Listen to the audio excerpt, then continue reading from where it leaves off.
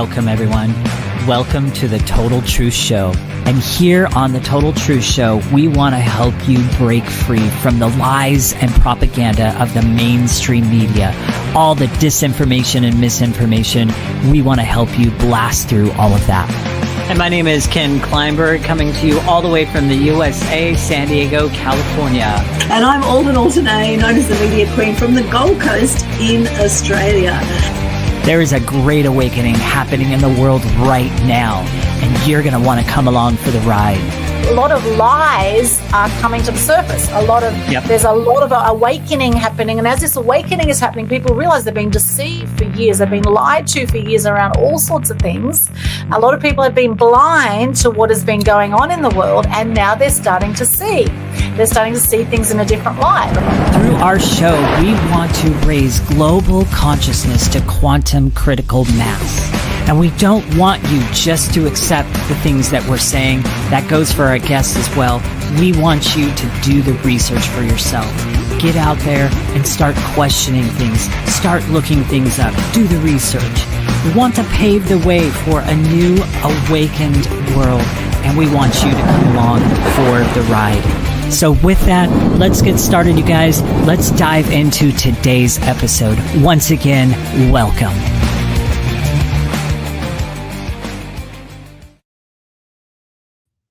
Hello, and welcome to Total Truth Show episode 134. Today we're going to be chatting about the truth about worship. Now, whatever your spiritual or religious beliefs, this is going to be a fascinating conversation today as we deep dive into worship. Firstly, my co-host Ken Kleinberg from San Diego. How are you going today, Ken? Amazing. And how are you doing? I'm excellent. Thank you so much. Of course, it is daytime around lunchtime here in Australia on Thursday, the 21st of May, 2026. And in America, what time is it for you now, Mr. Ken and Nicole, where you are? Well, for me, it is 7:09 in the evening on Wednesday evening. I was going to say, for me, it's 9:09. Okay, there you go. And of course, Nicole, you're in San Antonio, Texas, Yes. which is very exciting. Now, a little bit about our special guest, Nicole. She is a Christian author, speaker, and founder of Fortress 29 Ministries. She's passionate about awakening hearts to Jesus, helping believers walk in their God-given identity, and creating spirit-led spaces where lives are transformed. Nicole is the author of Voices from the Fortress, The Lion's Whisper, and leads discipleship, there's a great word, discipleship gatherings, mentorship programs, and outreach initiatives focused on biblical truth and spiritual growth. With a background in business leadership and ministry, she carries a bold message. God is still speaking, and one whisper from him can change everything. Welcome to the show, Nicole. Thank you. It's an honor to be here, and I'm super, super excited too. So great to have you here. So first, let's look at this word worship. Now, what does worship actually mean?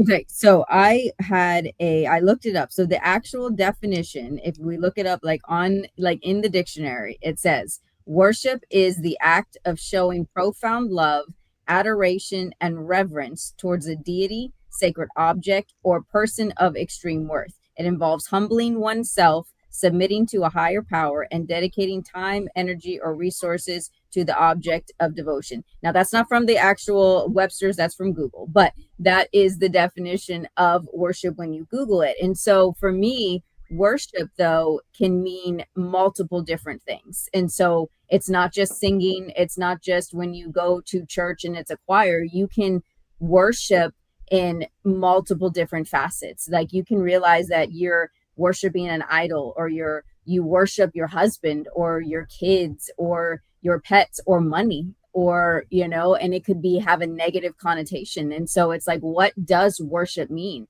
So for me, the reason why this is so important is because everything flows from the heart. And so it's like, what's in your heart? And so whatever is in your heart, you're going to worship. For me, it's my Lord and Savior, Jesus Christ. That's where the worship for me comes in. But it's not just the music. I love the music. I do write songs. I produce them. I put them up on, YouTube. We're doing a whole lot with that. But for me, it's like a reverence. And so there's a different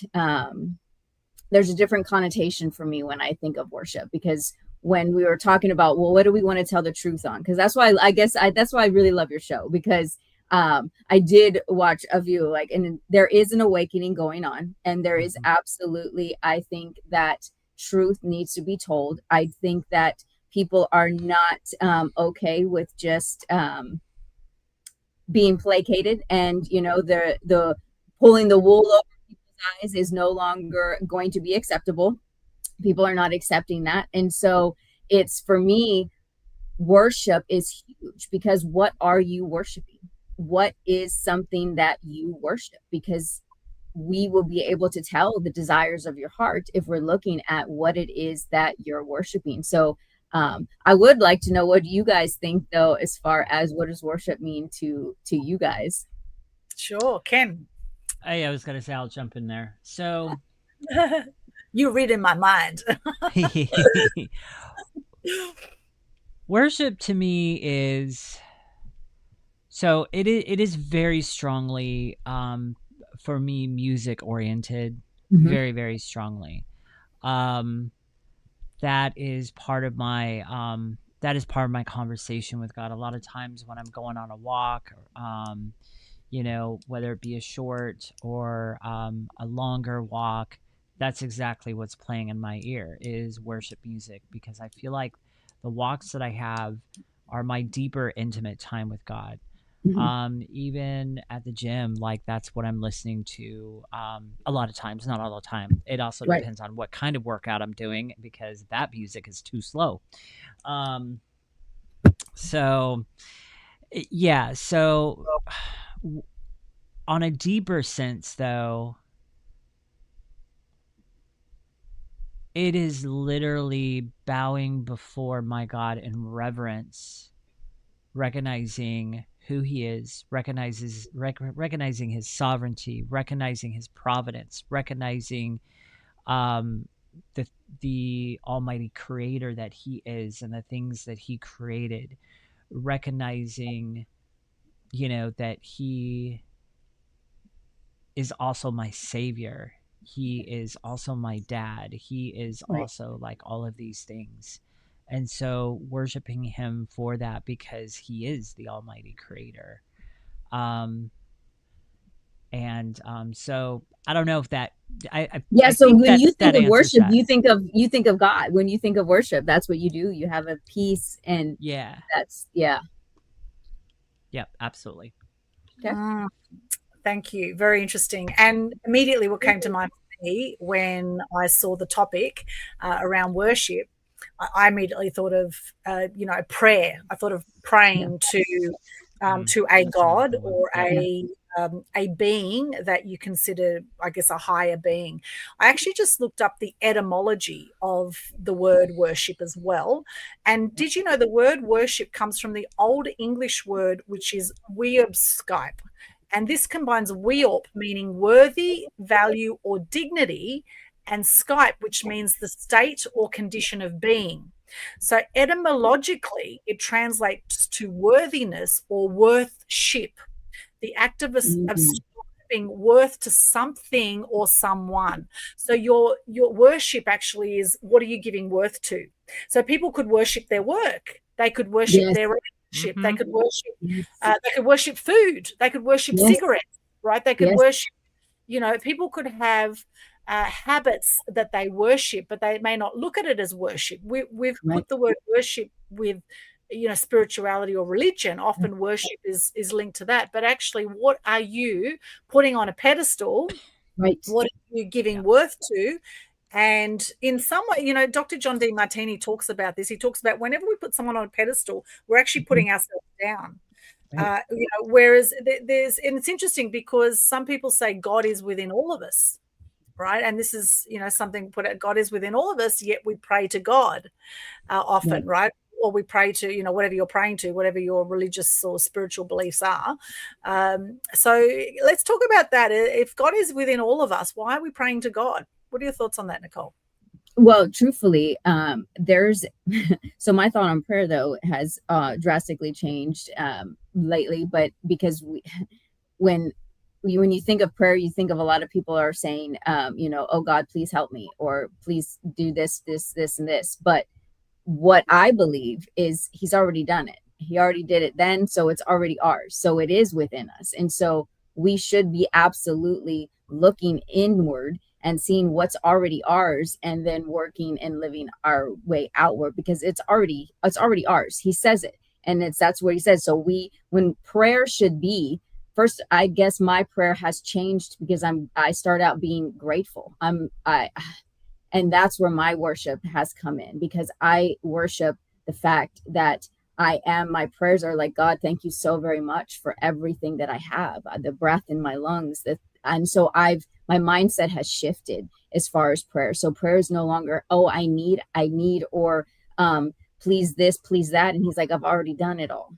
It's already yours. And so then, that's when it comes out. What is your power? What is your authority? And that's where it's like, you've got to do some deep research. You've got to really actually dig down. Don't just go surface level, because that's where I think a lot of people have been deceived. And it's because they don't want to go any deeper. But it's like, if you look for the truth, it's in there and it will be revealed. That's why when I say it all the time that, his word says, if you seek me, you will find me. It's not maybe, it's not that. So seek and you will find. And what does that truth say? Because he'll reveal it to you. And so my prayers have drastically changed into almost worship. Thank you so very much. And I put him on a pedestal because I'm so grateful for all that he has, but it works from inside out. And so my mindset has completely shifted in the last couple years. Now, I actually kind of want to dive a little bit deeper into that because I'm going, okay, wait. So I really resonate with whatever I pray, whatever I pray for, it is already mine. Because if I equate that to Psalm 139, where he talks about in the womb before I had any days that were formed, he had already planned out those days. So therefore, he already knows what I'm going to ask for. Yet in the same aspect, though, we need to be careful with that. I mean, yes, that is a great mindset to have, that it is already mine, whatever I, pray for. But then you also have the Father who has said, and I don't have any particular verses offhand here, but he has said that he wants to hear what our desires are. He wants to hear what our requests are. So I don't know how far you've taken your prayer life and making that change, but I'm just kind of curious, how do you now balance the needs and bring those to God and also praying in a way to where, like, I already have this, so thank you for this, even though my eyes don't see that it actually has arrived yet. Thank you for that. That is definitely a different way of praying. But like I said, I really feel like the Father does actually want us to come and ask. Yes. Ask, you can knock. There you go. Ask. Yes. Well, that's actually my my parents would really agree with that. That was my favorite verse. You have not because you ask not. And so I was like, I asked all the time because I was like, what's the worst you could say is no. But yes, that is exactly it. When you ask, and that's where I guess because life's still life, don't get me wrong. And so there was a few weeks ago and I was driving and I was like, okay, Lord, I'm doing what you want me to do, but I have some bills that are due. And so here's your invoices. I'm going to need you to pay them because, but truthfully, the desires of my heart, I guess, the more that I do seek him in my whole walk, those have changed. And so I know that he's a good God. Like, there's some absolutes that I have, and there are 3 of them. And it's that, I know that there is a God. I know that he is good, and I know that he's got a plan and a purpose for all of us, whatever that is. And so when because I do want more, I want all of what he's got for me on this earth. And that's a lot. And he says it in his word too, because, everybody was wealthy in there. I mean, they had lots of camels, they had lots of everything. I mean, when you look at the people, you know, raising and doing whatever we need to, that takes a lot of money. And he wants us to be healthy and he wants us to be wealthy.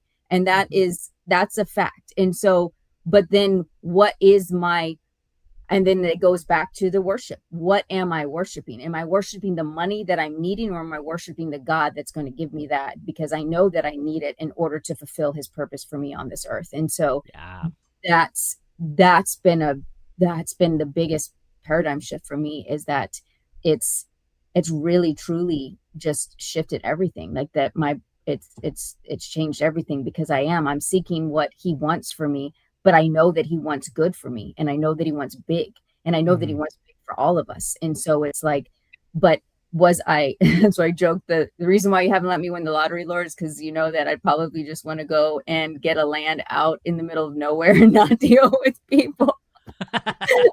So you haven't let me do it yet, because, you know, but then it's like, so truthfully, it's like, but he loves us enough to not give us everything that we ask for, right? Because if kids got everything they asked, we'd have lots of unicorns and probably, I don't know, purple hippos, flying pigs, my gosh, whatever it is. It's, I mean, I wouldn't mind the pink bunnies. Yeah, exactly. Yeah.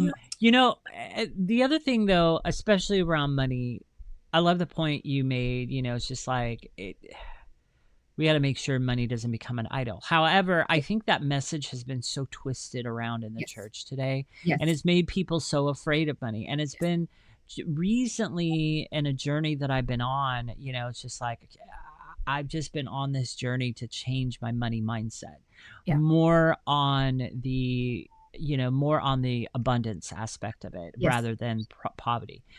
You know, I just really feel like, you know, there's this unmentioned, I don't know what the right words I want to say. There's this, it's like this silent understanding, which shouldn't even be an understanding. It should just be, no, that Christians live in poverty, and that's a good thing. And you're poor, and that's a good thing. You're humble and everything else, and that's a good thing. Well, no, God doesn't call us to poverty. He is not that kind of a God. Right. You know, he is a God of abundance, and he will provide everything you ever need at any time. Yes. But anyhow, so what I wanted to share around money, and just being careful not to let that be an idol, or not to take your eyes off of the one who actually has provided that for you. I actually have a verse up here on my wall that I put up there when I first launched my business, because my thoughts were, you know, Lord, when you start bringing in the income and you start making things take off for me financially, I don't want to forget. I don't want to forget who gives me the power to get the wealth. Correct. And so I'm just going to read you two. So I've got Deuteronomy chapter 8, verses 11 through 18, and I'm just going to read you two verses, 17 and 18. And so I'm looking over here because it's on my wall. Yes. So don't think I'm not being engaging, listeners, watchers, all that stuff. I'm looking at my wall. All right. Beware lest you say in your heart, my power and the might of my hand have gotten me this wealth. You shall remember the Lord your God, for it is he who gives you the power to get wealth, that he may confirm his covenant that he swore to your fathers, as it is this day. So I have that verse there to remind me, as God is providing for my business, as God is providing for me, as God is providing for my family, for my mom and I, to remember who gave me the power to get that, who it actually comes from. And so I think that's hugely important. God does not call us to live a life of poverty. No. But he also does not call us to put money on a pedestal and make an idol out of it and worship it. Worship it. Yeah. Yeah. I wonder if that idea of Christians being poor, I wonder if it comes because Jesus was poor, wasn't he? Jesus was very humble, or the story of Jesus. Well, but humble, but okay. So, and this is where, but humble, like if you if you really like, Jesus was around a lot of rich people, and so like people were like giving all the time. There was like wealthy, and he would never, but because Jesus, though, when he walked on this earth, he never faltered from his purpose. And so he had a purpose, and the purpose was, to save the world, but he was very short-lived. It was like 3 years his ministry was. And so it's like he had stuff to do, and he never faltered from that. And so it's like he almost had that mindset of, I know what I'm here for. None of this is going to, because he would get mad too. It wasn't just flipping of the tables, but he would talk about the sower and the seed and all of he would talk in parables. But it's like when he talked, poverty is a actual, like, that's a mindset that people are in, and they think that the church, or maybe the church, has done a disservice to where, hey, give us your money, all of us. And then you have a lot of people, because I don't think a lot of the church hurt comes from church. It's that it's people are hurting people. And so when you worship, again, it's worship. When you worship the man instead of the King of Kings, and you're worshiping your pastor or your bishop or whoever, I don't know any other ones, but when you're worshiping a human being, they're going to fail you. They're going to let you down. And so a lot of the church hurt, but then they blame it on Jesus, because, it's like, let's look. And he talks about abundance a lot. He talks about wealth a lot. I mean, there's a lot of wealthy people in the Bible. And that's where I had to really go to him and say, but it's the worship of what you want to do. Do you want money because you want to sit fat and happy and never do it? Or do you want the money to pursue what he's got?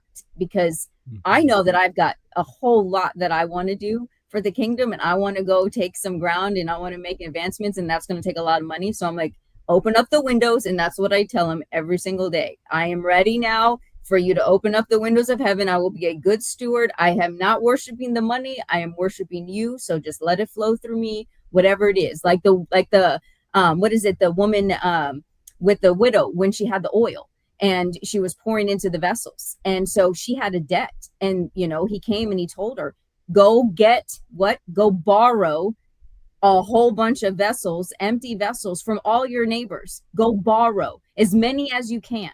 And so the oil didn't stop until she ran out of vessels. And so the oil would have kept going. And so he said, now go take that and pay off your debt and live on the rest, which was an abundance.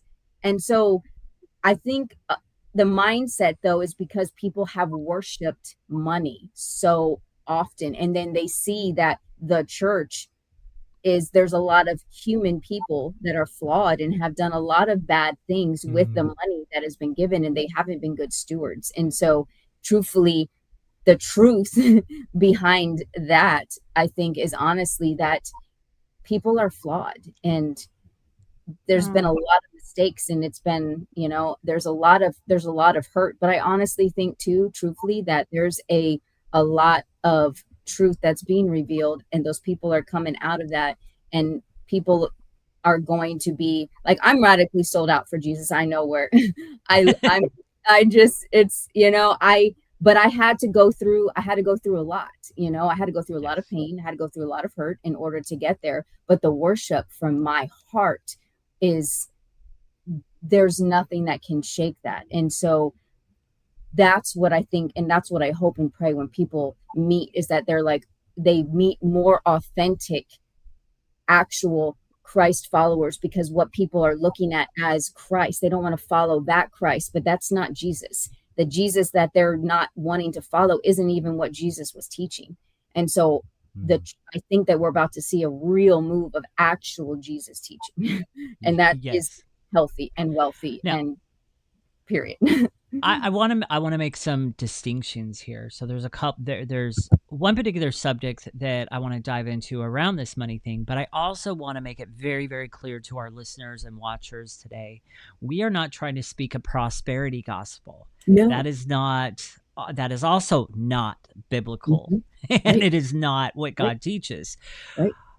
But so I want to bring a balance though. So I want to handle the person that might be listening today. It's like, well, what about these big mega churches that are just pushing people to give money and give money and give money to buy a new TV screen for the sanctuary or build their new building? And I know that there have been a lot of people out there that have been hurt by churches that abuse money. And so I kind of want to speak to that for just one moment.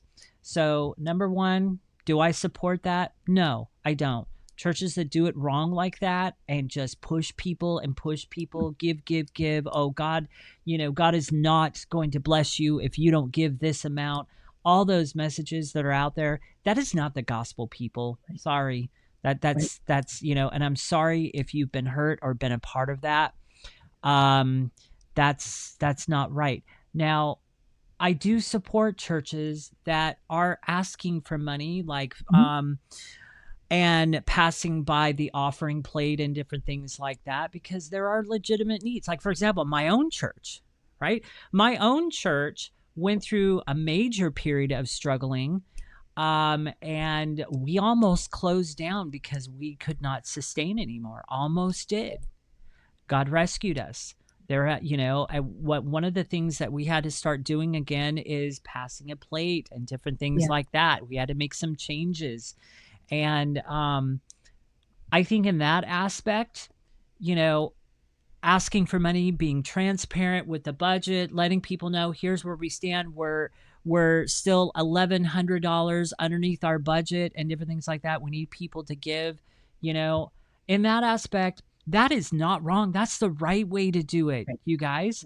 The church is, the people in the church, they are the ones that keeps the church going. It is based off of a giving aspect. So there has to be some of that in there. But, like I said, and kind of putting a balance to it, when it comes to like, you need to give this amount or God's not going to bless you, or you need to give this amount so that God can bless you. Right. Yes. Nah, that's not what we're talking about here. Now, the other thing that I also wanted to mention is it is interesting that we're talking about money here, because it's so funny. Like, I've been on a very specific journey for the past 2 or 3 weeks in my own life, changing my money mindset. Yeah. One of the things that I have been attacking is some of my language around that. So instead of constantly saying the words, I can't afford that, I don't have the money for that, I can't X, Y, and Z.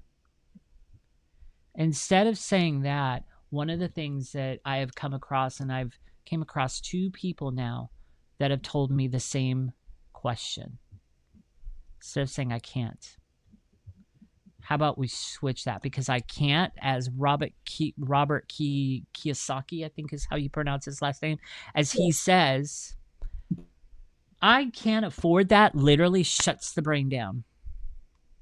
It stops you right in your tracks. Rather, saying, how can I afford that, is an open-ended question. It doesn't mean that your eyes have to see it right there. You might still have some doubts in your head around that, but it leaves it open for your brain to now start looking.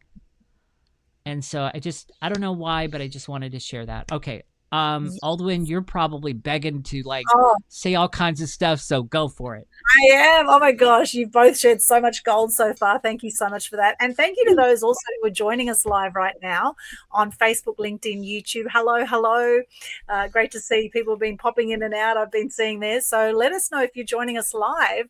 What does worship mean for you? Let us know. And how are you finding this conversation? What are you getting from what we're sharing here right now? Oh my gosh, so much gold. Yes, the money mindset thing is absolutely huge. And, some of you know my story of where I went completely off the rails in my teenage years. And, I was running away from home very early and got kicked out of home at 15. And actually, I moved out of home at 13 and I moved in with a Christian family at 13. And then, went on a very dark downward spiral through those teenage years. And I turned to the church. There was a born-again Christian church in Sydney. It was actually Pringles church in the Northern Beaches area of Sydney. And I remember them saying at the time, they were saying, if you don't get born again, you're going to go to hell. And I remember actually feeling really scared to not again. Like I was like, oh my God, I don't want to go to hell. I need to repent my sins right now and, come to God. And then this particular church was raising money for their TV screens and for the pastor to go on holidays and things like that. So that completely turned me off. So there I was thinking, okay, these people are amazing. I feel like I belong in this church. I feel like I loved all the singing and all of that, that whole the community feel about it. And this is where, unfortunately, a lot of religions or a lot of the faith, a lot of different faith, has unfortunately been very skewed by certain, church groups or religious groups, etc., which have people behind it. As you say, Nicole, it's the people behind these organizations. Sometimes they might have the best of intentions. And yes, of course, they do need money for their TV screens and they do need money for their holidays, etc. However, sometimes people feel guilted to give, to be seen as good Christians. Sometimes there's kind of that feeling of, oh, I better give money to the church or else, I'm not being a good Christian or whatever, and that's, again, it's mindset stuff, right? And a lot of people, and I know I've had my own money mindset stuff going on as well.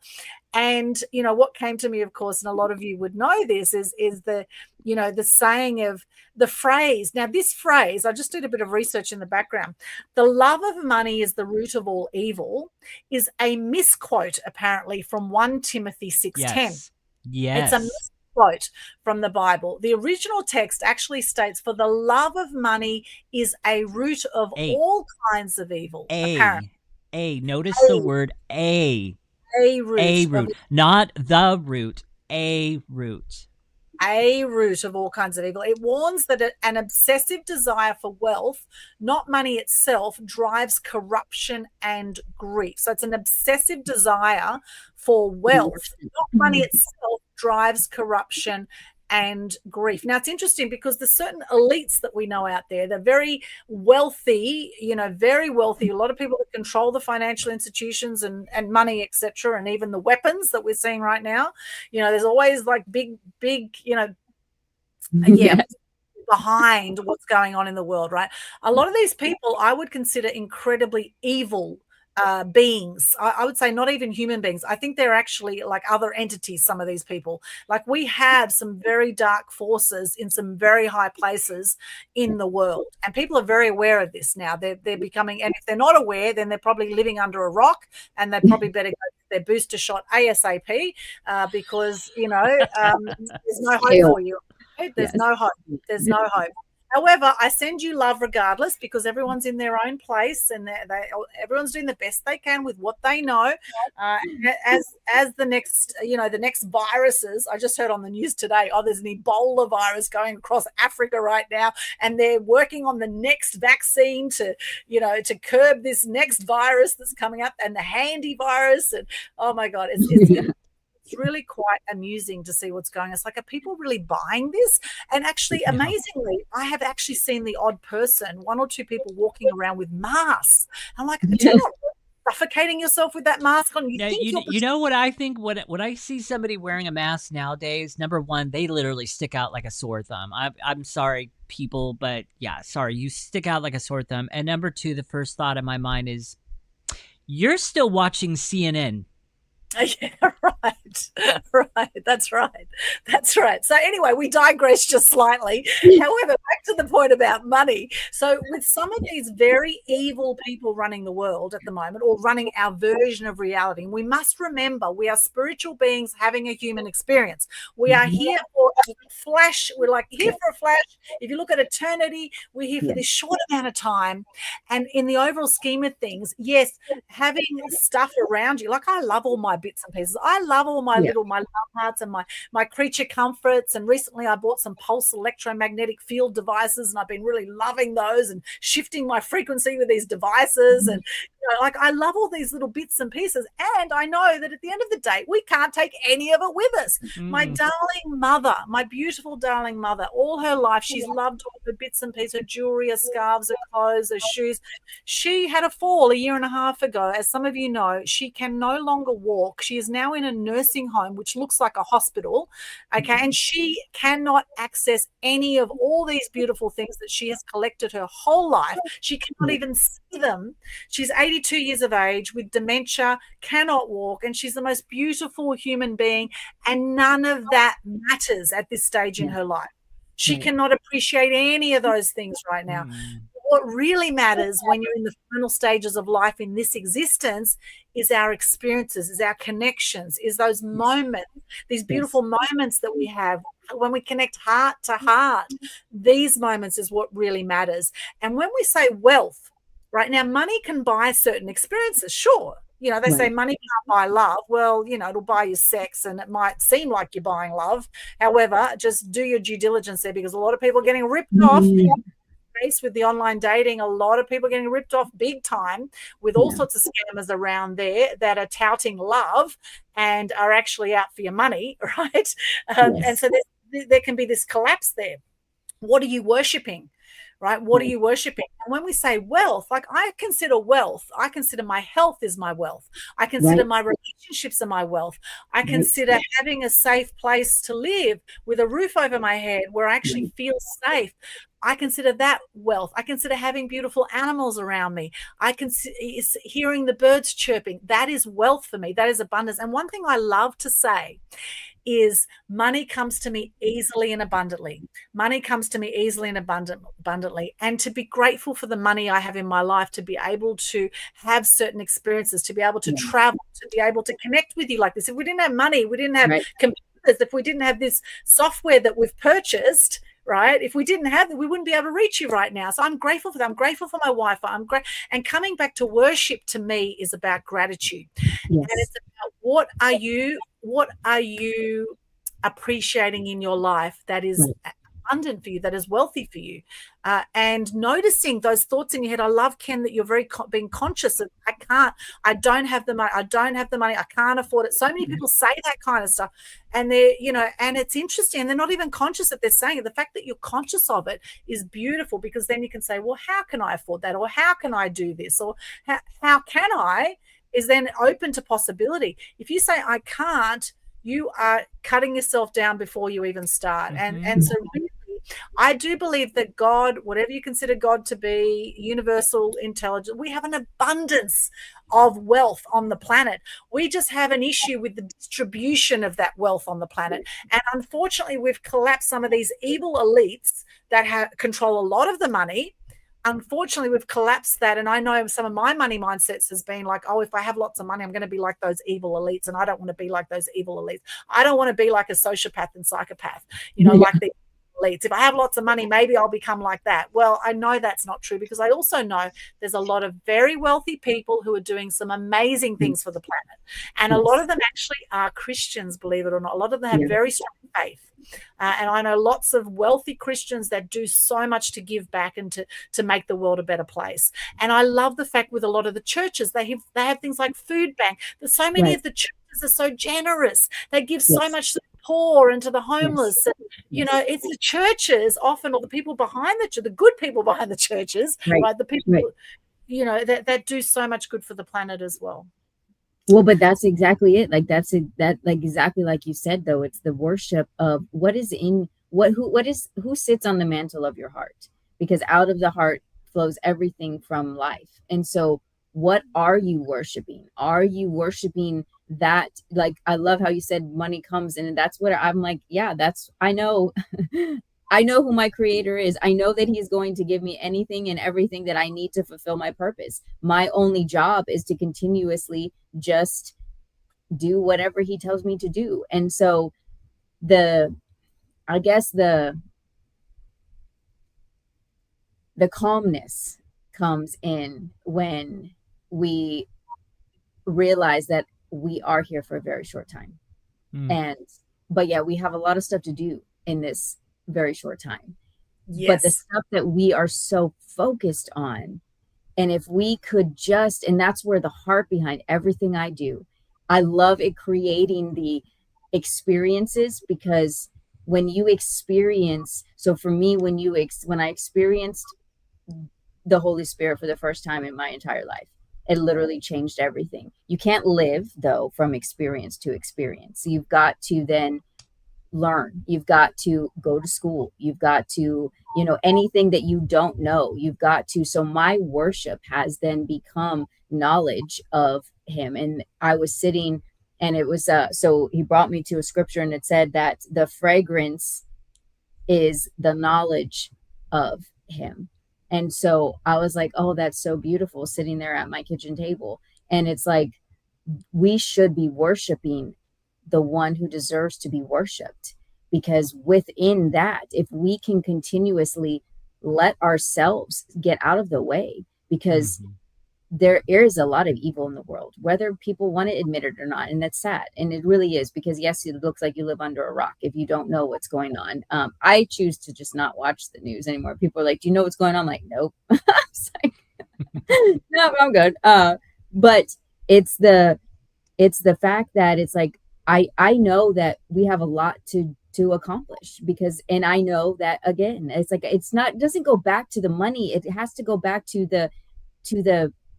what is it that you are worshiping. And it's like, people think that it's just a song, and that's what worship means. And that's why this was such a hot topic for me, because I woke up, I forget when I messaged, and I was like, okay, Lord, what are we going to talk about? We're going to talk about, he was like, okay, worship. I'm like, okay. And he was like, but what does worship mean? Because worship can be an idol, and you can worship the love of something other than the Father. And it's just like, I have a heart for people to experience him. Don't take my word for it. Don't just take, because I'm a human too, and I'm not perfect, but seek him for yourself. It's like, don't take my word for it. But I know that if you seek him, you're going to find him. So go ask him yourself. And I was like, I will make that bet for anybody. If you consistently seek the Father, the face of the Father, your life will not ever be the same. Period. There's not one person that can actually legit say that that's what they're doing and their life hasn't transformed. It's never happened.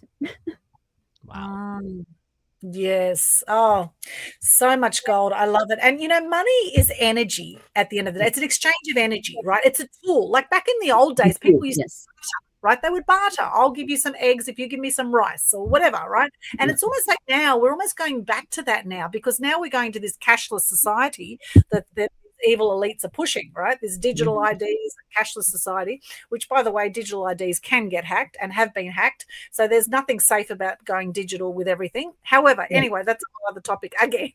But, it's almost like we're going back to that people are trading things again, and that's like a form of value, I guess. And money, there's been a lot of sort of dark energy put on this whole thing about, that if you become wealthy, that you're going to be a nasty person, and it's not that way at all. And it's interesting. That was my money mindset. If I become really wealthy, I'm going to be nasty and evil like these really wealthy, evil elites. I don't want to be like that. I'm going to remain humble and, just kind of cruise through and whatever.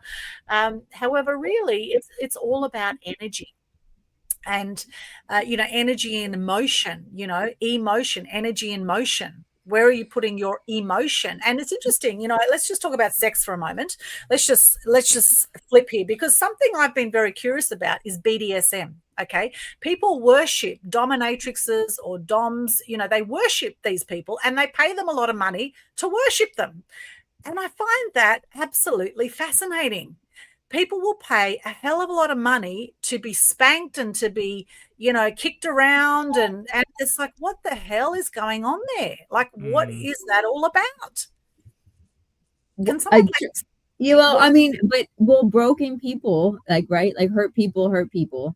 And so it's like, that's where, if you don't even know how valuable you are, though, if you don't know your value and your worth, then you're going to go and seek that, or you're going to settle. Because if you are not, because I know that I'm valuable. I know that I'm royalty. I'm the daughter of a king. I know that.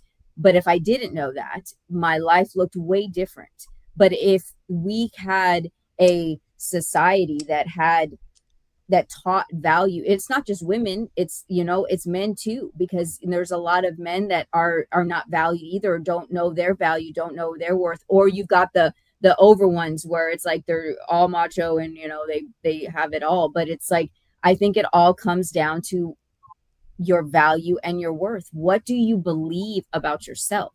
Because if you believe that you aren't worth that, then you're going to seek that out. And that's where it's a playground for the enemy, because, you know, he's like, all right, cool. I don't even need to step into your life. You're screwing it up on your own.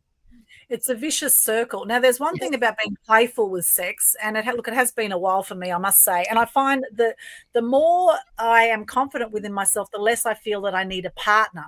However, there's a lot of people that worship their partners, and they think that their partner's shit doesn't stink. And let me tell you, everyone's shit stinks that I've seen. Even animals' shit stinks. But, you know, some people are happy to clean up their shit, and some people you're not, right? Depends how much you're worshipping that person or that being, right? So, you know, it's very, very, very interesting to notice. Look, every morning, one thing I do is I clean up my chicken's shit. And actually, I've been quite enjoying. I've got 6 chickens, for those that know me, and I love my chickens. They are absolutely adorable. In fact, I love them so much, I've even got their feathers. Look at their beautiful feathers here. These are my little chicken feathers. That's so cool. Aren't they beautiful? Aren't they beautiful? And I'm quite happy to clean up my chicken's shit because it humbles me. And I kind of think, you know, isn't this beautiful? And then that shit I put onto my fruit trees, and then the fruit trees are happy because then they're getting lots of nourishment. And for me, it's like, I love these chickens so much, I will clean up their shit. Maybe there's a part of me that's worshipping my chickens and my cats as well. Okay, there's probably part of me worshipping my cats as well. I must look, my cats definitely rule the roost here at home. They definitely rule the roost. So what are you worshipping? Noticing there's sometimes I worship my work. I love my work so much I can lose myself completely in my work at times. And then it comes back to, okay, you know, looking at the wheel of life, having a balanced life, considering our health. Your health is your wealth. A lot of people will spend their health to get their wealth, and then they'll spend their wealth to attempt to get their health back. So balance. That's a really good one right there. Yeah. Yes. I know. I was like, that's a nugget. Yes, exactly. So notice, you know, what are you worshiping? What are you worshiping? On that note, I'm actually going to go on a slight rant. Okay. Because I don't know why, like, a lot of our conversation has been around money, but this also is kind of related. But anyhow, I'm loving it. So here's my rant. God calls us to steward our body, does he not? Mm-hmm. He calls us to take care of the temple, our temple, right? So let me ask a question, perhaps to the listener today. Why is it when money gets scarce, life gets crazy, budgets tighten, why is it that your health is the first thing to get compromised? The quality of your food choices is the first thing to get compromised. Why? If God has called us to steward our bodies. And so I think, you know, where this can relate is, number one, I do see a connection in worship of money. And I also see a connection in this on, if you're not trusting in God to provide for you, what are you trusting in? Right. So there is definitely a connection. But anyhow, back to my point. Why is it that when God has given us a call to steward our health, to steward our bodies, to take care of this temple, why do we so easily let it go? When things get crazy, finances get crazy, budget gets crazy. Why is that even a choice? So, I mean, I'm just throwing that out there. I'm being very blunt with it and making a point with how I'm bringing it across. So it is the question, but it's also kind of a statement. So anyhow, I'm just going to put that there. What are your thoughts on that, Nicole? I was going to say, I actually use that to people too lately. Ever since I talked to Ken a while back, but It was like, but when you stop and you think about it, it's when money is tight, right? What's the first thing? It's like, well, I can't eat that, or or you go to the cheaper food. But why don't you change your makeup, or why don't you walk, or why wouldn't anything else be like? That's the first thought that we go to. Oh, well, then we're just going to eat ramen, or we're just going to eat hot dogs, or whatever it is. But it's like, because if you value this, your body is a temple, literally the dwelling place of the creator of all of everything. This is the most sacred thing ever. Why are we not stewarding that just as well as? And that's what I've actually, thanks to Ken, it's flipped my mind on that, because it's like, I'm gonna be real, because I was one of those people that was like, oh well, ramen. And then, but after that conversation, I was like, wait a minute, Lord, no, I love you with my whole heart, and this is your dwelling. So let's and taking care of the temple, yes. taking care yes. of our body is a form of worship to him. Yes. Yes. Yeah, I love that. That is really, really beautiful. I never really thought about that. So when you're emotionally eating, or emotional eating, so what's going on there? Is that a bit of self-loathing happening when you emotionally eat? Yes, there absolutely is. Okay. I'm feeling sorry for myself. I don't trust God to take care of this for me. I don't, I messed up. I this, I that, I this. I. Who are you focusing on? Right. Who are you actually worshiping? Because you're not trusting God. In that case, great discipline not to emotionally eat, because I must say I love sometimes having chocolate and chips and ice cream and all those. And I know they're not good for me, but sometimes I just want them. So what about that, kid? I will give you this. So this is something that I teach. And so for the beginning client that works with me, this is kind of more the 80-20 rule. But the ultimate goal is to get yourself to the point of where you're 90-10. 90% of the time, your routine is dialed in. You're eating all the good stuff. Satiating foods that God designed, not industry designed, boxed and packaged food and everything. That's 85 to 90%. Then absolutely, if you've got that dialed in, absolutely. Through that 10%, have those times you go out, you let your hair down. Have those times, enjoy it, and enjoy it guilt-free. It's okay. Your body can actually handle that in that case. So it's okay every once in a while to have that chocolate. Just don't eat the whole freaking gigantic bar. It's okay to have that cookie. Just stop at maybe 2. Don't have 7, 8, 9, 10.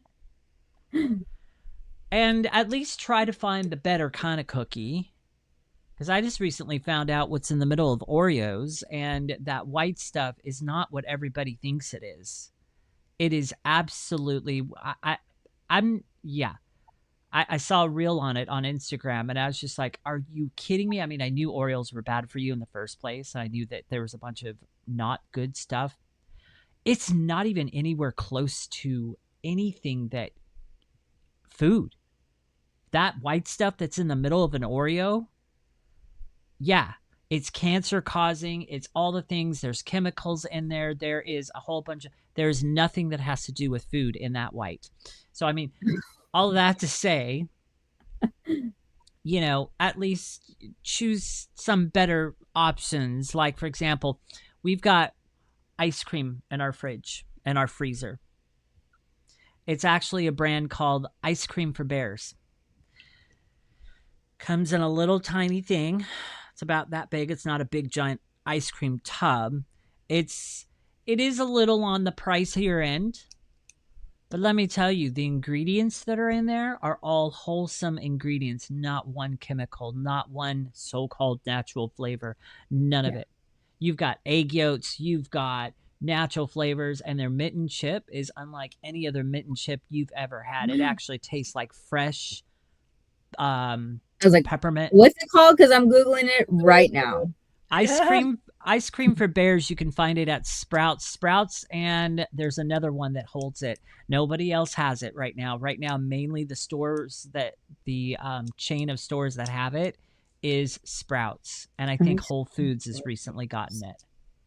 So this is in America, of course. Yes. Now, in Australia, an alternative to ice cream could be something like yogurt, or coconut yogurt, something like that. Frozen yogurt, those kind of things can be good. Or having berries, having raspberries, strawberries, etc., as opposed to opposed to sweets and sugar. Etc. Sugar, we know processed sugar is poison. Basically, full stop. Yeah. Processed sugar is poison. Now, this is the challenge because, as Ken would know, a lot of these foods are made to be ultra addictive, right? There's MSG, a lot of food. So your body is going, I just want more of these chips, but and then you stop eating and go, I feel like shit, right? So, it's actually the challenge of when your body is wanting more of some of this really addictive stuff and actually stopping it in its tracks, or being very aware by having a little magnifying glass, which I have bought now, thanks to Ken, because he always says, turn the freaking thing over and read the tiny writing. And I can't bloody read it. I don't care how good your glasses are. It's so bloody tiny.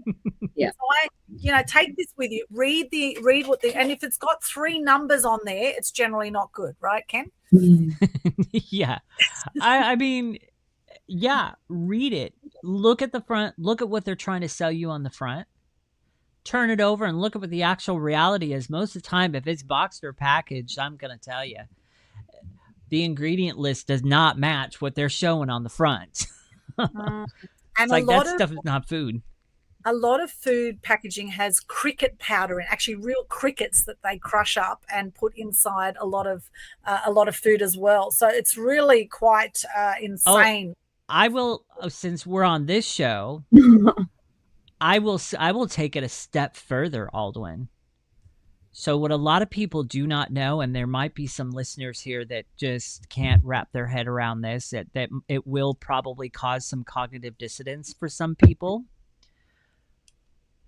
But I don't remember where I have the article saved that somebody shared with me a while back. But in this particular article, it talks about the natural flavors,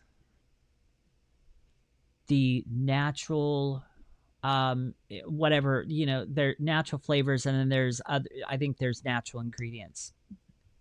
What is also in there is unborn fetus cells and a lot of those natural flavors. Not all of them. If you trust the company, you trust the brand, it actually is natural flavors and it's derived from good stuff.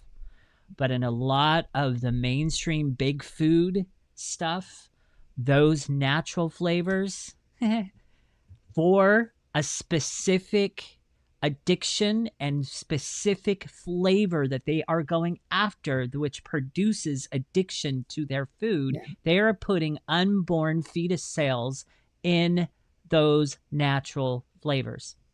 Wow. Oh my gosh. Yes, that's definitely going to cause some dissonance out there. And just to add to the dissonance, let me give you a bit more about the cricket powder. Okay, so this cricket powder, and someone told me about this recently. Actually, it was Ronald Bradley from Hippocrates Wellness Centre. He told me about this recently. Cricket flour, cricket protein, or acheta powder, ACHETA. Acheta powder comes from the scientific name for the house cricket, which is a species widely used to make the powder. It's seen as a protein-rich ingredient rather than a traditional baking flour. And some ways you might find it, it's finely milled, roasted, or dried whole cricket. And what you will find it in is things such as protein bars, chips, pasta, baked goods. If you see acheta, ACHETA, you are eating crickets.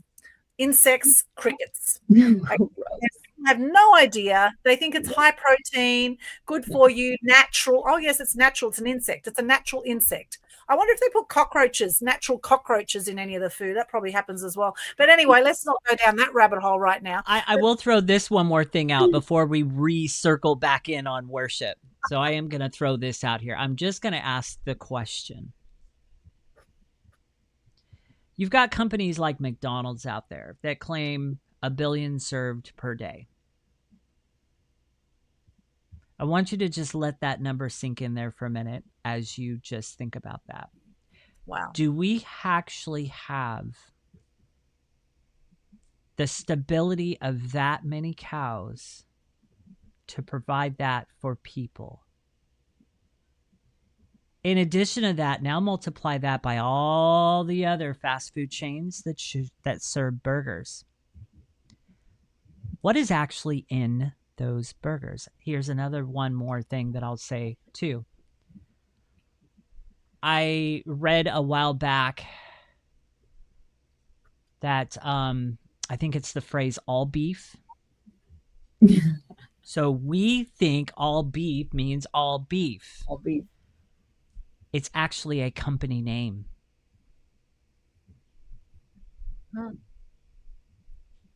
Okay. Deception. Deception. It's wordplay. It's how they do it. All right. So anyhow, I'm dropping that now because we're on the topic of worship here, and yeah. That's right. And worshiping is, or giving worth to something, right? Yeah.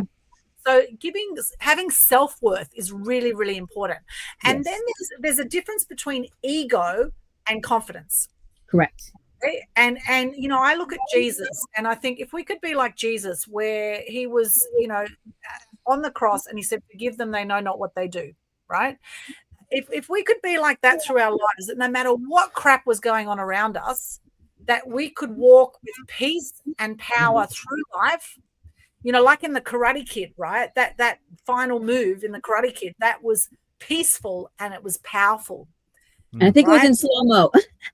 And I'm sure it was in slow-mo. And I don't know how the hell he did it, but, it's Hollywood. They can do anything, right? Hollywood.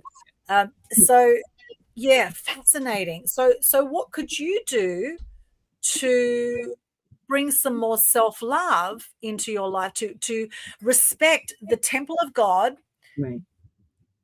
To actually respect yourself as a spiritual being having this human experience? We are with ourselves from the beginning. We are with ourselves at the end, and it's all transient as well. Right. I we are 1 in a billion by birth. We are extraordinary. And if we think, Dr. Hawkins, a psychiatrist from America who did Dr. Hawkins' scale of consciousness, he did a lot of scientific study in this and found we are, as human beings, we are 99.9% energy, frequency, vibration as human beings, or in this body, right? So energy, frequency, vibration is the food that you are putting in your mouth, or the cigarettes, or whatever it is you're consuming down your mouth. Is it energizing you in a positive way, or is it draining your energy? Is it depleting your energy, or is it lifting you up? And I think this is a good filter to look at all things in life. Are there people in your life that are lifting your energy, or are they bringing your energy down? And what are you choosing to bring into your life? And sometimes saying no to certain things is actually the best thing you can do for yourself. Mm-hmm. What are you doing to honor yourself? Now, Nicole, you look like a pretty healthy person to me. So what are some of your healthy habits to look after your temple? Well, truthfully, there's it's because the screen is a little tiny. That's probably why. But no, I had a I can't see your it's fluctuated a lot, and so I had a very I had a distorted view of what I thought that I should look like, and so there was, for me, periods of I did not have money. So that's exactly what it was. I would starve, but not because I wanted to, but because that just happened. And then I smoked a lot of cigarettes and I drank a lot of Dr. Pepper. That was my that was my diet for a long time, because that does, curb the appetite. I didn't realize that that's what I was doing, but I did not treat my body as the sacred temple that it should be. And so I'm 44, and so I know nobody ever wants to tell their age, but I've started. We are all young. I think we're great. He says 120, so we have a few more years to go. But no, truthfully, I would honestly, I'd like to exercise more. I would like to walk more. And so there's more stuff that I know that I could be doing that would help. And so again, as now that I have been able to transform, and as I've been able to shift my worship to the Creator, there's a lot of things that are shifting period in my life too. And so it's like part of that is the worship of, the taking care of me. And because if I take care of me, then I'm taking care of him, because I need to be here. And without being like healthy, then I'm not going to be able to do what, he needs me to do. And so, in order to live for 120 years, then I need to get it into gear. So that means no Oreos, no McDonald's. So. Oh my gosh, I'm completely turned off Oreos now. Yeah, I know. Yeah, and I didn't even like really give a good description of it, because I can't remember what was in that reel, but I saw that reel and I was just like, ugh, are you freaking kidding me? You just said though, you said no real food. So that's all that it did for me. So yeah, no, it's not. It is absolutely disgusting. Yes, thank you for that, Ken. Just to add to everyone's feeling great today. Thank you, Gerald. We've got Gerald Richards here on LinkedIn. He says, Nicole, royalty does not make you good. Look at Britain. Well, interesting. A lot of people worship royalty. They worship the royal family, don't they? They're like, oh, Hail Mary. Well, not quite, but, sort of, it's like, and I must say, it's interesting because my branding is Media Queen, right? And it's very tongue in cheek, because if you look at the cartoon with Media Queen, it's actually about crowning yourself. It's actually about, no matter what your background, no matter what family you were born into, is that you are an extraordinary human being. And it's about stepping out and fully expressing yourself, stepping up, stepping out, having fun with what you do. It says all those things, the Media Queen brand. It was actually a bit of an up yours to the royal family, because I never quite got why people worship royalty. I never quite got it. Just because they're born into a certain family bloodline, we suddenly roll out the red carpet and bow down like, these are people to worship. What are your thoughts around that, Nicole? Well, I don't really have a whole lot of experience with royalty, but I can equate it the same way as like pastors, or as, you roll out the red carpet but they're still human. And so it's like, we are all flawed. And when we put a human being above the Creator, it doesn't matter. I don't care who you are. I don't even care how good you think you can be. You are going to you're human, you're flawed. And so there's a difference between having respect, right? And there's a respect and there's an honor that is due, because it's like you respect the position, you honor the position, but you still put your pants on one leg at a time. So I don't care who you are, you still get dressed the same way I do. And so there's, I'm just, so nothing against royalty, but I'll add to that though. Sure. Because I think there's been a lot of people in the church that have been hurt. Yes. By putting the pastor in a position that they were never meant to be in. Correct. And, there's people that put the pastor high on a pedestal and they look up to that pastor like he is the greatest thing in the world and everything's great. And then all of a sudden, because the pastor is human and a sinner just like the rest of us, all of a sudden that pastor falls into some kind of sin. And everybody falls apart. Right. Everybody's devastated. How dare he? How this and how that and all this other stuff.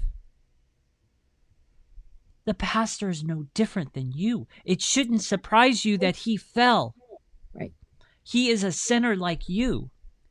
And so this definitely relates to the topic that we're talking about tonight. Worshiping the pastor in a way that he is not meant to be worshiped. He is a human. If he does fall, a healthy church and a church that is following the gospel of Christ should be rallying around him. Yes. And helping him instead of pointing the finger and judging. The church gets it wrong that way a lot of times. And I think still in especially today's present church, there's a lot of churches that are in danger of that. Yes. But that's exactly why there are so many people that are falling away from, they say, Christianity, but that's not Jesus. Like the Christ in that, there is no Christ in what that is. That's, again, you're worshiping the human being. You are not allowing actually the whole gospel to be preached, because we're like, a pastor should also be a teacher, not just a motivational speaker, and so we should be, as we're learning the fruit of the congregation, because that's the church. We are the church. We could be having church right now, because if we're talking about the word and we're reading the word, then that's exactly where it is. Where two or more are gathered, there I am. And so truthfully, that's where we're getting it wrong. And when I say we, it's like as people, because we are worshiping them and making them an idol. And so that's why it's like, but the one thing that we know is that you're gonna fall at some point, because I don't know what's going on behind closed doors, with everybody, but the fact is that if we can accept that they're human, and we know that they're going to fall, we know that they're going through some stuff, but we give them the grace to do that, and then we give them the grace to be transparent, and then they grow too, because we're not perfect. And so if they're helping us grow, we're helping them grow, because they need us just as much as we need them. It's the ones that also too elevate themselves above reproach. It's like, oh, I'm going to sit back here. And it's like, then now you have put yourself in that position, and all of the blind little sheep are just, falling off the cliff. And so that's where I think when worship came, that might be what he was wanting to discuss, is because I think that it's not just going and singing in a church. It's like, what are you worshiping? What's in your heart? Yes. Yep. Yes. Now, what about, I know a lot of Christians that have sort of Buddha statues, or they'll have different statues around the place, but they're not actually worshiping those statues. But some sort of Christians might be very sort of fanatic, like, oh, you shouldn't have a Buddha there, or you shouldn't have, what are your thoughts around sort of having sort of sculptures or statues around? Because some people, like deities, like the Hindus have all these deities everywhere. Can you be a good Christian and still have some Buddhas or some little statues around the place, do you think? Well, for me, I would have to say I wouldn't, but that's just me, and that's my conviction. Only because, I don't, I guess I wouldn't want to, for me, but, if you're going to have to take that, between you and the Holy Spirit, because truthfully, each one of us has to answer for each one of us. Because again, if it's in your heart, if anything causes you to sin, right? Or if anything that is going to cause you to stumble, then it's like, remove that. And it's not just statues. It could be the Oreos, it could be the amazing greasy French fries that, McDonald's has, that, but the thing is that if it causes you to get further from Jesus, then it's an issue, because it could be, it could be anything. And so that's just my take on that. So interesting. Yeah, because some people say also astrology is evil and all that sort of thing. So, so you get some very fanatics. I think with all religions, the worship, I think, again, it's like the worship of, because there's, I think, astrology was in the Bible. Yes. And so I'm like, I don't know. No, I totally agree with that, Nicole. I think there's a lot of people that have twisted astrology into what it was never meant to be. But God did give us astrology. God did give us the stars and the moon and the different things like that to read through, and to tell what season it is. Yep. And all that other stuff. And also to tell, of the times, if you will. Yes. And he gave us that. The New Age movement and the world movement and all that other stuff, they took it and turned it into something that it's not, and it was never meant to be. So, Do I follow horoscopes or anything else? I'll admit every once in a while it's something fun to read just to kind of see, but I don't place my faith and my hope in that. Right. God is the person that is in control of my life. He is a providential and sovereign God. And so he's the one that controls all things. So, yeah. Mm. Yes, it's interesting because you can get fanaticism in any Yes. religion or in any faith. Sometimes, this fanaticism, people like in some religions say that their God is the only God, and that any other God is, you're a bad human being, and you will be, and like in the Muslim religion, in the Quran, they actually says there that you can, if anyone's not Muslim, you can go and kill them and you'll be blessed in the afterlife. That actually preaches, some very violent stuff in there, even though I have some lovely Muslim friends, etc. Right, there's lovely people I know who are Muslim, who, not everyone sort of goes down that fanatic line. Right. However, this kind of dogma that can exist sometimes as people are worshipping whatever they're worshipping, they can sometimes make other people wrong for what they're worshipping, and that can just create more friction amongst human beings. I say live and let live. Everyone's on their own journey. And, back to what we're saying earlier in the show is that God has a plan. My dad always said to me, God has a plan for you. And it's interesting, as I've been getting closer to my parents in their aging years, my dad's 88. He's had 4 heart attacks, prostate cancer, diabetes. My mum's 82, has dementia, can't walk now. They're very fragile. And there was a period there, as I mentioned, in my teenage years where I went on a very dark space. I went into, I was very self-destructive. I was drinking a lot. I was smoking a lot. I was doing whatever I could to kill myself because I didn't want to be here. I didn't want to be here on the planet for a long time. And when my dad kicked me out of home, something I just found out the other day by spending more time with my darling dad, it was only in the last week. And he shared with me, he said, I was worried. He said, I was worried when I kicked you. And he had to kick me out of home because I was off the rails. He couldn't deal with me. And if I was him, I would have kicked me out of home too, back at that point, when I was 15. And he said, I was really worried that you were going to end up as a drug addict, that you were going to die from a drug overdose by the age of 17. I was worried you were going to get into prostitution. So my dad shared with me for the first time his fears around what might happen to me. And during that time, he had a dream. He had a dream, and this voice came to him. And the voice said to him that Aldwyn is going to be rich and famous, as in wealthy and famous, rich, wealthy, and as in wealthy and famous. And Dad remembers that dream to this day. And at the time, he said, I couldn't even imagine. He said, I thought you were going to die of a drug overdose. I thought you were going to end up as a prostitute.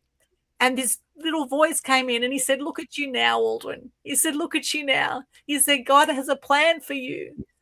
And I just thought, oh my gosh, I'm so grateful that my parents are still alive, that they can share this wisdom where we make the time, we invest the time to be with those we love, right? And in some ways, yes, as a kid, I worshiped my dad. I always wanted my dad's love, and the way I got my dad's love was by achieving.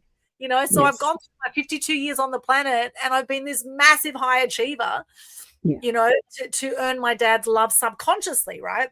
Right. And Dad always said, I want you to make me proud of you. And thankfully now I can say my dad is very proud of me, and he's very proud of my brother. And, my parents have brought up 2 exceptional children in myself and my brother, and we've got a beautiful relationship, beautiful family, friendship and relationship. And, faith. Worship to me means faith. And the difference between fear to freedom, some of you know I put a book out last year called Fear to Freedom. The difference between fear to freedom is faith, and it is love, and it is self-love. It is having faith in your journey. Everything has brought you to this point in life. God has a plan for you. Whatever you see God to be, everything is designed. It's all there, and what is your purpose? What are you here on the planet for? And I know for me, I know it's about speaking up and stepping up. I know I have in my ancestry line, people were killed for stepping up. People were running for their life for speaking up. And that's exactly what I help people do. Right. And if I die tomorrow, I know I have done my best with what I have available for my time on the planet, however long that's going to be, because when our time's up, it's up, and we never know when that might be. Yes. We never know when that might be. There's no do-overs. We'll do it tomorrow. We'll do it, like now. The power is in the present. The power is in the present. So whatever you calls your heart to worship, right? Worship, to find a way to love yourself, to be your own best friend. Because when you love yourself, as in not in an egotistical way, but actually love who you are as a human being, to get that we are connected to everything.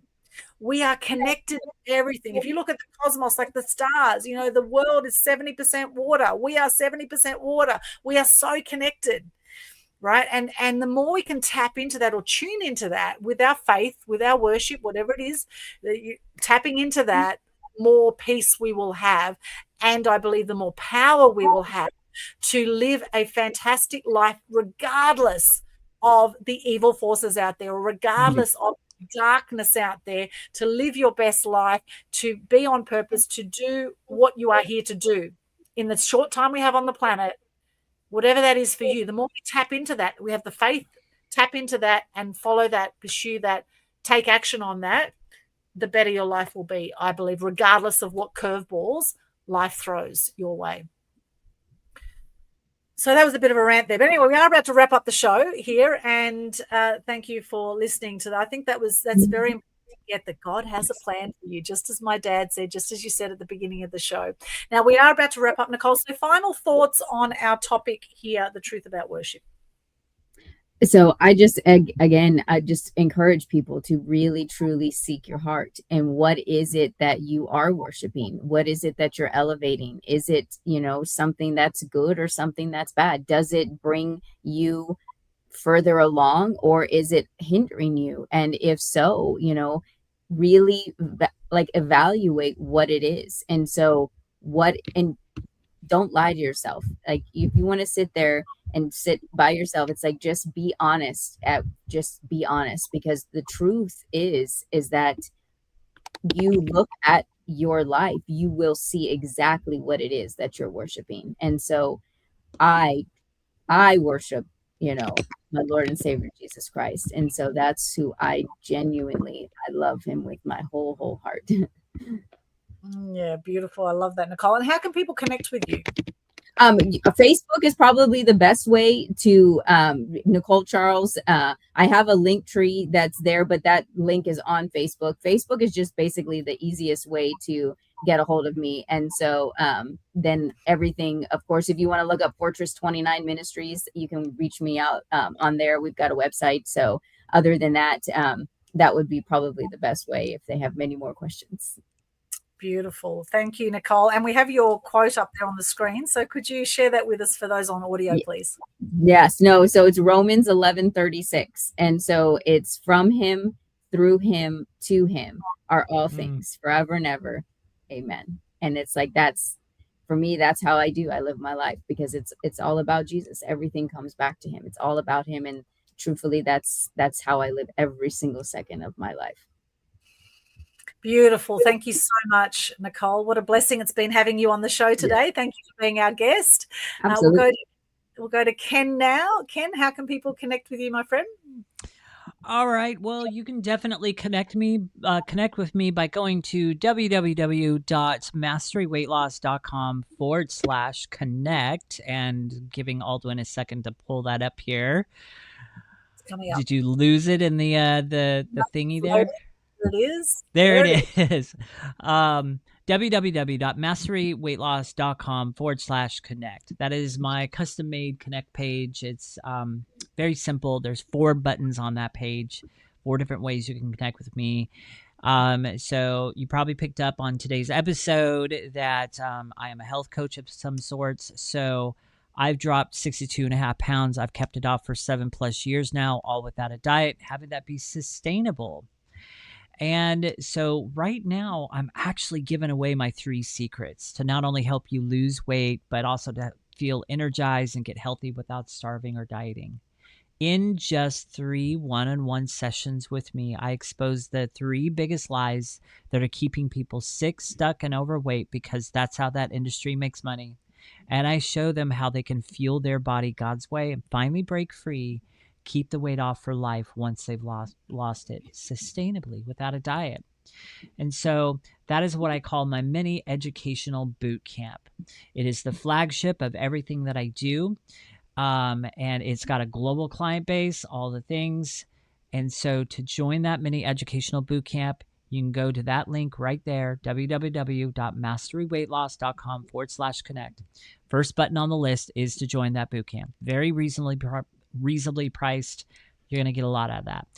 The other buttons, there's a button to book a free strategy call with me. Maybe you don't know what your next steps are. Let's unpack that. Let's get on a call. Let's talk. That is free. Got nothing to lose there.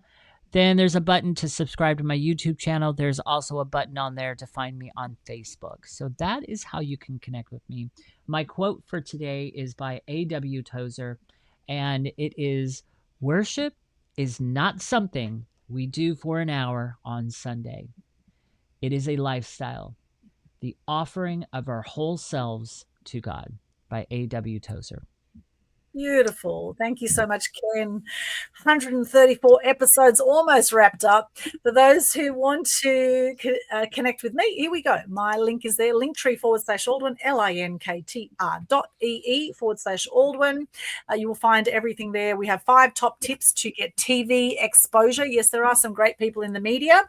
Do your due diligence. I can definitely help you be seen, heard, known, build your profile, get out there, make a bigger difference in the world. So you can get that there on my website. We also have free, every single month, we have a global good news challenge, because I got sick of seeing all the negative news, was absolutely doing my head in, led to depression for me. And I've had 4 friends who have killed themselves. So we now do a global good news challenge every single month. It's free for you to participate. You can share gratitude and good news. The link for that is in there as well. Just go to the Global Good News Challenge Facebook page. At the top, it says how to participate. And for May, we have a 5-day challenge, which you can start anytime within May, and just do a little live video on social, share your name, what you do, 3 things you're grateful for, and a piece of good news. And you will feel amazing when you do these challenges. We share your videos to thousands of people. So I challenge you to do the Global Good News Challenge before the end of May. Or for June, we have a 6-day challenge coming up, which is either 5 days in a row for May or 6 days in a row for June. All the details are there. Check it out. We also have Fear to Freedom Book 2 coming out this year. So we're inviting you, if you are ready to share your story, how you've overcome some kind of challenge in your life and how you've come to a place of freedom, reach out. We have a few spots left for some people to come in and share a chapter in our book this year. Last year's book, we had 13 authors from around 13 people. Many had never shared their story before. 13 people from around Australia share a chapter about their life. Became Amazon bestseller. We launched the book in Sydney and the Gold Coast. And this year's one is going to be amazing as well. So you can come into that from anywhere in the world. Just reach out, send me a message on social media. And if you haven't subscribed to my YouTube channel yet, there's the details there. Just go in there, check out the YouTube channel. We've got over 1,600 videos there now, all sorts of inspiring videos. You can see some of my Media Queen TV shows as well in there, and some other amazing, inspiring content. All right, and my quote for today is actually by G.K. Chesterton. And it's this: "We are perishing for lack of wonder, not for lack of wonders." I'll say that again. Ooh. We are perishing for lack of wonder, not for lack of wonders. Now, one of my favorite songs of all time is "What a Wonderful World." What we focus on will grow. And it truly is a wonderful world. And here's to you living your most amazing life and noticing what you worship. Who are you worshiping in your life? And is it bringing you up or is it bringing you down? And making conscious choices for you to have your best life. Final words, Nicole or Ken, before we wrap up today. No, it's been an absolute joy. I love anytime though that I get to talk about Jesus, I really get excited too. So thank you for having me on. Thank you, Nicole. Praise God. Praise the Lord. Praise the Lord. Thank you so much. Ken, final words. I'm just going to resonate and kind of repeat what you already iterated. Take a look at your heart. Mm-hmm. What's on the pedestal? Is it God or is it something else or someone else? Right. And be careful. Be very, very careful. That's it. Thank you, Ken. Thank you. Sending love to all of our live viewers. Thank you so much for joining us on Facebook, LinkedIn, YouTube. If you're tuning in late on the audio, we also put this on BitChute and Rumble as well. So wherever you're tuning in, thank you so much for joining us. Let us know in the comments. We love to hear from you. What did you get out of this show? What did you learn today? What are you taking away? What are your thoughts around worship? We'd love to hear your truth about worship as well. And with that, much love. And it is now a wrap, and I'm going to give you the clap. Yay! Well done. We'll see you next time. Thank you so much. Bye. See you later. Bye.